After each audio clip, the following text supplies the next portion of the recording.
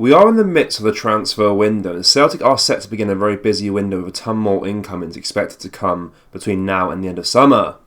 In today's video, we will discuss what Fabrizio Romano has said with regards to exciting development, whilst also going over all the latest Celtic news from the last 24 hours. But first, make sure you hit that like button and subscribe to the channel for daily Celtic content. In a recent development, Hearts have reportedly decided to reduce their away allocation for most clubs in the upcoming season, with the exception of Hibs. As the news broke out in the mainstream, reports revealed that Celtic is now reconsidering its stance regarding away games at both Tynecastle and Ibrox. The club is deliberating whether accepting such limited tickets for these grounds is worthwhile. The account shared, Celtic are rumoured to be taking no tickets for Ibrox and no tickets for Tynecastle. Tynecastle and Ibrox are arguably the most hostile environments for Celtic fans. The club is likely weighing the security and stewarding challenges of ensuring the safety of a small number of Celtic fans at these games against the potential benefits. Whilst the travelling Celtic fans would undoubtedly want to be present at these games, the club must consider the broader implications even with a reduced ticket allocation. Celtic refused tickets to the final Glasgow derby of the season at Ibrox because of safety concerns. The decision is complex, balancing the fans' wishes and the logistical and safety concerns presented by these away games. As the situation unfolds, Celtic fans eagerly await the club's final decision.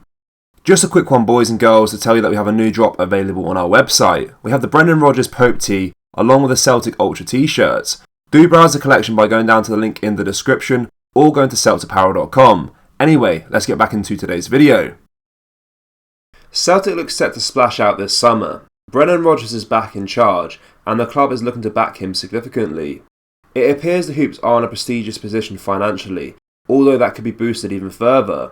Back when Celtic sold Jeremy Frimpong to Bayer Leverkusen a few years ago, they inserted a hefty sell-on clause. Such a move looks like it will pay off soon, as the Dutchman has been in some hot form over the last few seasons. Speculation has been widespread over a potential move away, and renowned transfer guru Fabrizio Romano has said that the player has changed agents and his value has increased.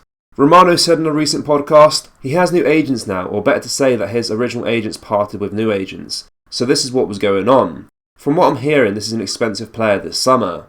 I'm told that Bayer Leverkusen could start negotiations only from £35 million. There was a big opportunity in January as they were happy with £20 to £25 million.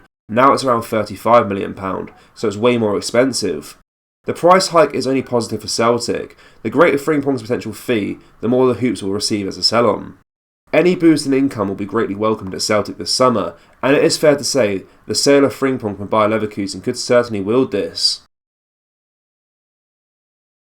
The transfer rumour mill was in full swing, and one name that has been increasingly linked with a move away from Celtic Park is our very own Matt O'Riley. The English-born midfielder has been a brilliant signing for the Hoops since his arrival in January 2022, and is now reportedly on the radar of three Spanish clubs, Real Betis, Valencia and Sevilla. Since joining Celtic for a modest fee of around £1.5 million, O'Riley has made a significant impact. His 74 appearances and 8 goals for the boys are a testament to his consistent performances and ability to rise to the occasion. His talent and potential have not gone unnoticed, with the aforementioned La Liga outfits reportedly keeping a close eye on his progress. In addition to Spanish interest, Premier League side Brighton is also said to be monitoring O'Riley's development. However, the 22-year-old seems to be relishing life under Brendan Rodgers, who recently took the reins at Parkhead. The former Leicester City and Liverpool manager's arrival has been met with enthusiasm by O'Riley, who has spoken highly of Rodgers' approach and openness. Despite the swirling transfer rumours, O'Riley, who is also a Danish under-21 international, has 3 years remaining on his contract with Celtic. However, the Daily Mail suggests that the young star could be the subject of intense transfer interest this summer. O'Riley's comments to the Celtic TV reflects his positive outlook and commitment to the club. He said, "So far it's been amazing.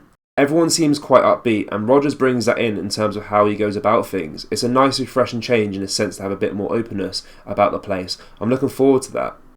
As we look ahead to next season, it's clear that O'Riley is focused on making history with Celtic. As he put it was an amazing achievement, but at the same time we have another season to do it again. While the interest from Spain is a testament to O'Riley's talent and potential, the Celtic faithful will undoubtedly be hoping that our rising star continues to shine at Parkhead for a little while yet.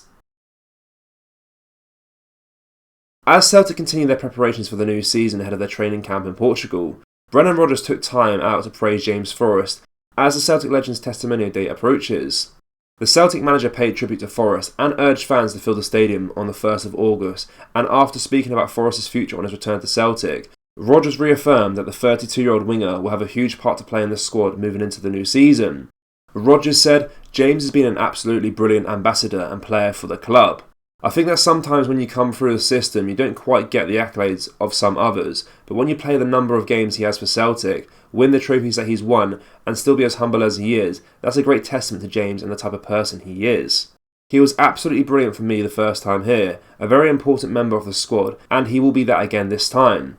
So I really hope for this testimonial game we can get as many people there as we can, because you won't see it too many times in the modern game, someone being at a club for so long.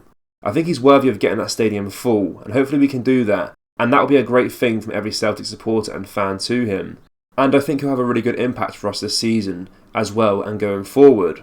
Celtic will face Athletic Club at Parkhead, as they honour a player who spent his whole career at the club. Over his 21 years at the club, Forrest has become one of the most decorated players in our history, and was involved in every one of the second 9 in a row seasons. And as the Celtic manager touched on, Forrest was also a major player for him during his first tenure at the club. Tickets for the game are still on general sale, and there's a plenty of availability for supporters who want to go along and pay tribute to one of the longest current serving players. Celtic are not interested in Manchester City teenager Carlos Bogues right now, according to a report. The attacker's name has been on the lips of many Celtic supporters so far this summer, even though there's never been a concrete report linking us with him.